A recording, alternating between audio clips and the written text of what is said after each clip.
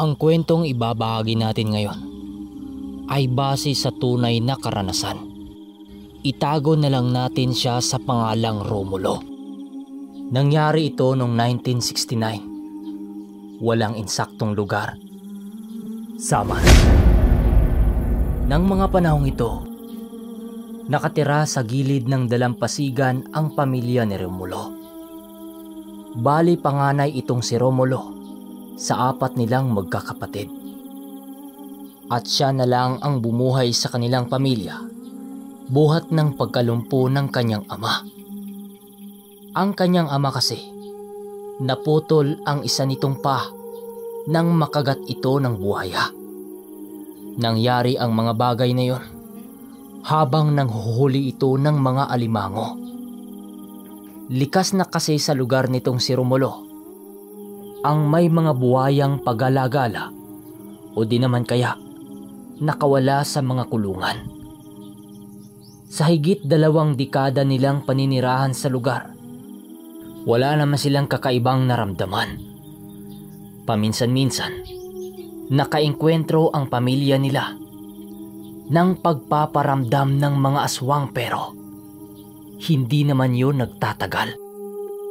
Nararamdaman lang ni Romulo ang presensya ng mga ito sa tuwing magkakasakit ang isa sa kanilang pamilya. Ayon sa kanya, hindi naman siya natatakot sa ganung uri ng nilalang.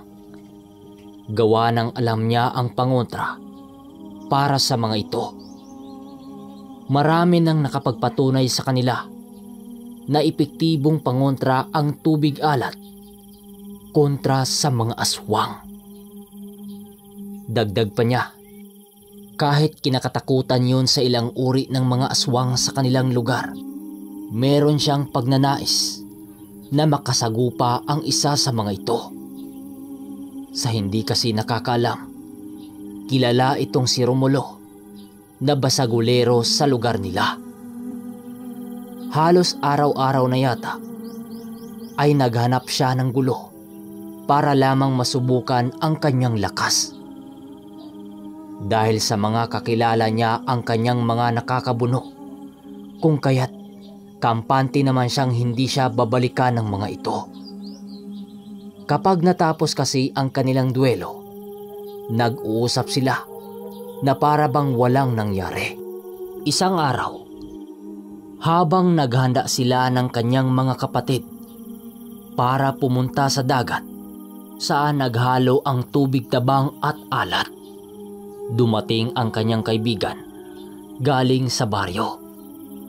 Niyaya siya nitong gumapas ng mais sa kabilang baryo na siyang naging sanhi upang ipagmaliban muna nila ang pangunguha ng alimango. Para kay Romulo, mas importante ang bigas na kanilang makukuha dito dahil bihira lang silang magkaroon ng pagkakataon upang gumapas ng mais. Matapos ang pag-uusap nila ng kanyang kaibigan, agad naman niyang ibinalik ang kanyang mga gamit, kagaya ng lambat. Upang hindi maburyong ang kaibigan niya sa kanilang ginagawa, pinagkakape ito ni Romulo at patuloy na kinakausap. Bakit ako ang nais mong isama? Yung iba nating kaibigan, nako, baka magalit yun sa'yo. Wika ni Romulo habang sinasalansan ang kinuha niyang lambat. Huwag mong alalahanin yun. Marami pa naman silang bigas eh. At saka, mabuting ikaw ang isama ko. Ilang buwan na kasing hindi tayo nakapag-usap. Sagot naman ito sa kanya. Ilang minuto pa ang lumipas. Doon na nga nila tinahak ang daan patungong baryo. Naging madali sa kanila ang bagtasin ang daan sa kadahilanang meron silang mga kabayong ginamit. Mas mapadali kasi ang kanilang trabaho at sa pag-uwi dahil nagdadala sila ng ganong hayop na makatuwang nila sa paghanap buhay. Sa pagdating nila sa lupaing kakilala ng kanyang kaibigan, Agad naman nilang tinungo ang maisan na kanilang gagapasan.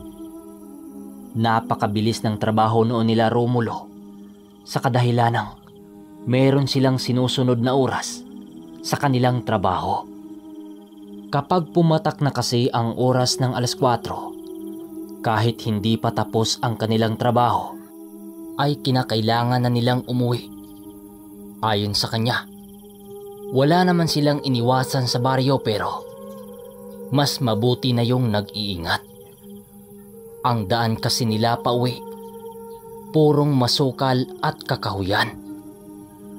Masyadong delikado sa lugar na yon. Dahil kapag tinambangan ka doon ng mga masasamang loob, wala kang mahihingian ng tulong. Sa pagpatuloy ng kanilang pagapas, naging maayos naman ang lahat. Pagpatak ng tanghali, minabuti nilang magpahinga para kumain ng tanghalian. Habang nakaupo sila sa ilalim ng puno, panay naman ang kanilang pag-inom ng sabaw ng buko. Sinasabayan din nila ito ng pag-uusap para mapawi ang kanilang pagod kahit papaano. Ilang minuto pa ang lumipas, bigla namang natigilan noon si Romulo nang makasilay siya ng kulay pulang tagak na nangingingain sa mais na kanilang nagagapas. Pagturo ni Romulo sa kanyang kaibigan, laking gulat na lamang niya nang magwika ito ng, "Ha? Asan ang tagak dyan? Wala naman akong nakita eh. At saka kulay pula. Nababaliw ka na yata. May tagak bang kulay pula? Ikaw talaga Romulo oh. Kung ano-ano ang tinituro mo." Pagkarinig niya sa sinabi nito, muli niyang sinipat ang ibon. Pagsilay niya sa lugar na yon, kitang-kita pa rin niya ang tagak na patuloy na nangingingain. Halos hindi nga alam ni Romulo ang kanyang sasabihin. Dahil alam niya talaga sa kanyang sarili na naroon ito sa lugar na kanyang tinuturo. Nagbabaka sakali pa siya nung ibang lugar ang kanyang tinuturo. Pero kitang-kita mismo ng kanyang dalawang mata na nakatitig ito sa lugar na tinuturo niya. Habang patuloy na ipinakita sa kaibigan niya ang ibon, maging ang kanyang mga kapatid, hindi rin nakita ang kanyang mga nasilayan. Ilang minuto pa ang dumaan. Nasipat niya ang ibon na umupo sa kumpol ng mga dayami na halos lumubog sa tubig, na para bang nangingitlog ito. Sa puntong yon, doon na kinilabutan ang katawan ni Romulo. Dahil buong buhay niya, hindi pa siya nakasilay ng nangingitlog na tagak at kakaiba pa ang kulay. Ayon sa matatanda, karamihan sa ganong itlog ng ibon ay naging mutya dahil sa hirap nitong mahanap. Itinuri din itong mga engkanto ng mga albularyo sa kadahilanang lahat ng hayop na katabi nito tinuturing yung kaibigan. Matapos niyang masilayan ang ganong pangyayari, minabuti niyang ikutin ang lugar upang makita niya ang ibon. Pagdating niya sa mga dayami, bumungad sa kanya ang nag-iisang itlog nito na nakatago sa dayami ng mais na lumubog sa tubig. Habang pinagmamasdan niya ang bagay na yon, bigla naman siyang nakaramdam sa kanyang paligid ng mga taong nagmamasid. Pagsilay niya sa mga sumunod na mga dayami, laking gulat na lamang niya nang makakita siya ng mga taong seryoso na nakatitig sa kanyang kinaroroonan.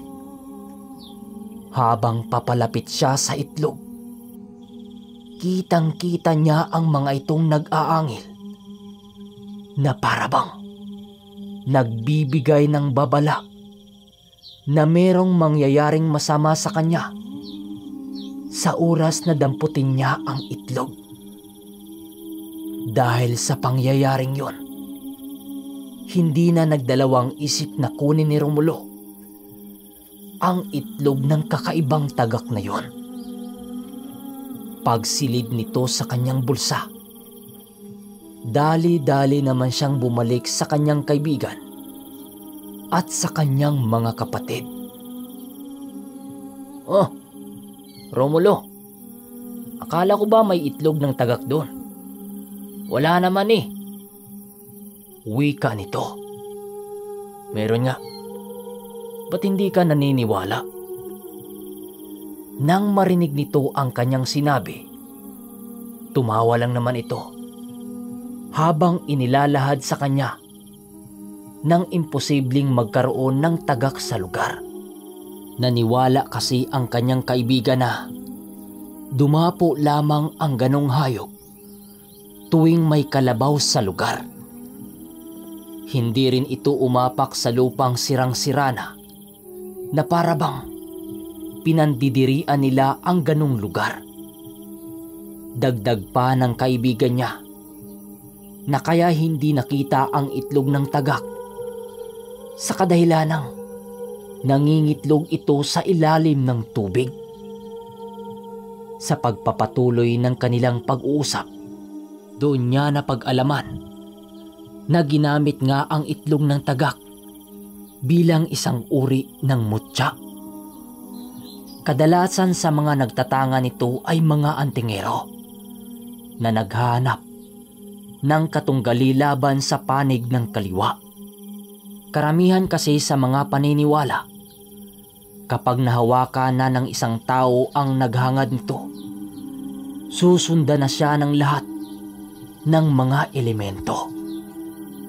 Para sa iba ay isa itong sumpa, pero para sa mga taong nakakaintindi sa kakayahan ng mutya, yun ay isang pagsubok. Nang marinig ito ni Romulo, doon ay unti-unti na siyang kinabahan. Muli kasi niyang naalala ang mga taong nagmamasid sa kanya bago niya kinuha ang itlog. Pagsapit ng hapon, natapos na nga nila ang kanilang trabaho. Mag-alas 4 na ng hapon ng mga oras na yon, kaya meron pa silang oras para makapagpahinga. Habang pinagmamasdan nila ang mga abalang tao sa maisan, may ilan sa mga ito ang pasimpleng sumilay kay Romulo. Akala ng kaibigan niya, tinitingnan lang sila nito, pero para kay Romulo, hindi ganun yon. Kapag ang isang tao ay walang interes sa'yo, ay hindi ka nito titingnan o pakitaan ng motibo. Ilang minuto pa ang lumipas, nagpasya na silang umuwi. Habang binabagtas nila ang daan, naging maayos naman ang lahat. Napakasaya nila noon dahil marami-rami din ang naani nilang mais. Ang makukuha nilang parte ay ibilad nila ito sa ilalim ng araw bago tuluyang paghatian. Hindi naman nagreklamo ang kanyang kaibigan sa kadahilanang alam nito ang kanyang ugali. Si Romulo kasi ang isang uri ng tao na hindi mapanglamang sa kapwa. Kapag hanggang doon lang ang hati niya, hindi na siya maghanap ng iba. Nang makabalik na sila sa kanilang bahay, agad namang nagpaalam ang kanyang kaibigan. Nagbigay ito ng abiso sa kanya na babalik ito makalipas ang ilang araw. Matapos nilang mag-usap, agad naman silang pumasok ng kanyang mga kapatid upang makapagpahinga at makakain na rin. Sa paglalim ng gabi, kagaya ng ordinaryo nilang nakagawian, matapos nilang maghapunan ay matulog na sila. Bali maaga silang natulog noon dahil maghanda sila sa kanilang pangunguha ng mga alimango. Sa paglipas ng 2 linggo, naging abala naman ang pamilya ni Romulo. Ngunit hindi nila akalain na may mangyayaring kakaiba sa kanila magmula nang makuha nila ang mutya na yon. So mga kaermitanyo, pabang sa susunod na kwento, o hindi kaya isusunod natin ang bertud ng itim na manok. Kung hindi kayo nakapag-like, huwag niyong kalimutan. Yun lang. Maraming salamat.